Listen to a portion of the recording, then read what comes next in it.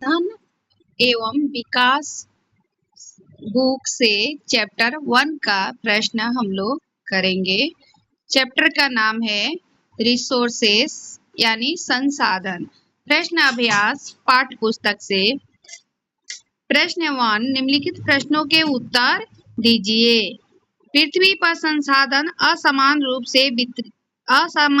से क्यों वितरित है? दूसरा, संसाधन संरक्षण क्या है? तीसरा, मानव संसाधन महत्वपूर्ण क्यों है? चौथा, सतत पोषणीय विकास क्या है? पहला का उत्तर, पृथ्वी पर संसाधन असमान रूप से क्यों वितरित है? पहला, प्राकृतिक संसाधनों का वितरण भू आकृतियों, जलवायु, ऊंचाई, वनस्पति जैसे अनेक भौतिक कारकों पर निर्भर करता है। पृथ्वी पर इन कारकों में भिन्नता होने के कारण संसाधनों का वितरण असमान है। दूसरा का आंसर क्या होगा? दूसरा प्रश्न क्या था? संसाधन संरक्षण क्या है? संसाधनों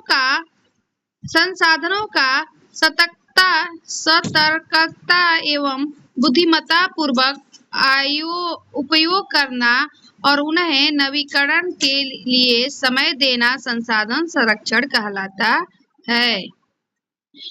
तीसरा प्रश्न क्या था? मानव संसाधन महत्वपूर्ण क्यों है? तीसरा का आंसर क्या होगा? मानव संसाधन इसलिए महत्वपूर्ण है क्योंकि मनुष्य की योग्यताएं ही भौतिक पदार्थों को मूल्यवान संसाधन बनाने में सहायता करती है। चौथा क्या था? सतत पोषणीय विकास क्या है? चौथा का आंसर क्या होगा? संसाधनों का सावधानी पूर्वक उपयोग ताकि न केवल वर्तमान पीढ़ी ही नहीं अपितु भावी पीढ़ियों की आवश्यकताएं भी पूरी होती रहे। प्रश्न संख्या 2, सही उत्तर पर निशान लगाइए। निम्नलिखित में से कौन संसाधनों को निर्धारित नहीं करता है? क उपयोगिता, ख मूल्य, ग मात्रा। आंसर क्या होगा? ग मात्रा। ये संसाधनों को निर्धारित नहीं करता है। दूसरा प्रश्न, निम्नलिखित में से कौन सा मानव निर्मित संसाधन है? मानव द्वारा बनाया गया संसाधन है। कैंसर उपचार की औषधियां, झरने का जल, उष्णकटिबंधीय वन। इसका आंसर क्या होगा? कैंसर उपचार की औषधियां यह मानव निर्मित संसाधन है। ये गलत लिखा गया है, मनुष्यों द्वारा निर्मित। ये गलत है। यहाँ क आंसर लगाइएगा, कैंसर उपचार की औषधियां। जैव संसाधन डैश होते हैं? जीव जंतुओं से व्युत्क्रम, मनुष्यों द्वारा निर्मित, कि निर्जीव वस्तुओं से व्युत्पन्न। जीव जंतुओं से व्युत्पन्न, मनुष्यों द्वारा निर्मित, कि निर्जीव वस्तुओं से व्युत्पन्न। तो जीव जंतुओं से आंसर क्या होगा? जीव जंतुओं से व्युत्पन्न। ये क्या है? जैव संसाधन है।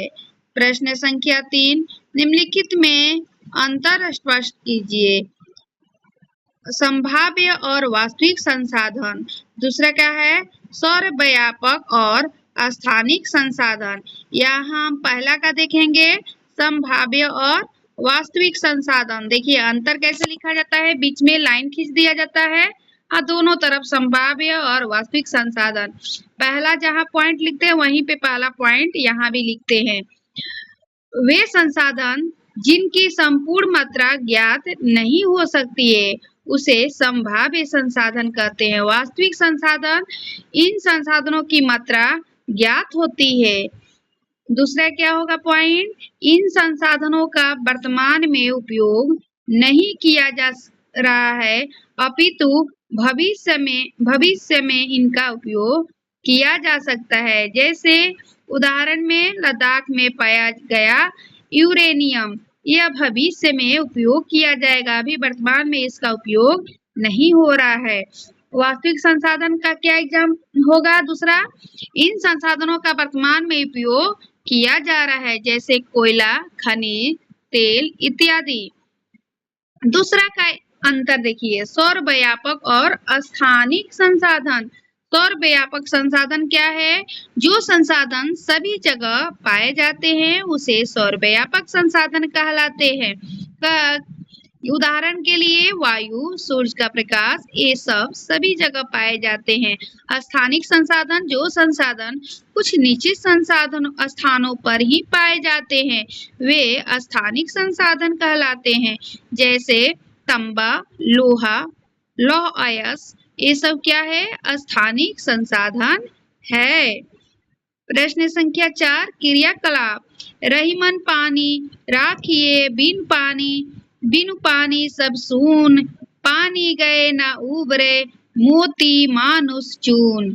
ये पंक्तियां अकबर के दरबार के 9 रत्नों में से एक कवि अब्दुल रहीम खान खाना द्वारा लिखी गई थी। कवि किस प्रकार के संसाधन की ओर संकेत कर रहा है? इस संसाधन के समाप्त हो जाने पर क्या होगा? इसे 100 शब्दों में लिखिए। कवि इनमें नवीकरणीय संसाधन जल की ओर संकेत कर रहा है। जल के समाप्त हो जाने के प्रभाव कुछ इस प्रकार होंगे। पहला, जल संचरण की क्रिया समाप्त हो जाएगी। दूसरा, जीव जंतु पानी की कमी के कारण धीरे धीरे समाप्त होने लगेंगे। तीसरा, पृथ्वी पर लोगों को सूखे की समस्या का सामना करना पड़ेगा। चौथा, समुद्री मार्ग समाप्त हो जाएंगे। पांचवा, पृथ्वी का तापमान तेजी से बढ़ने लगेगा। छठवा, कृषि प्रक्रिया संभव नहीं हो पाएगी।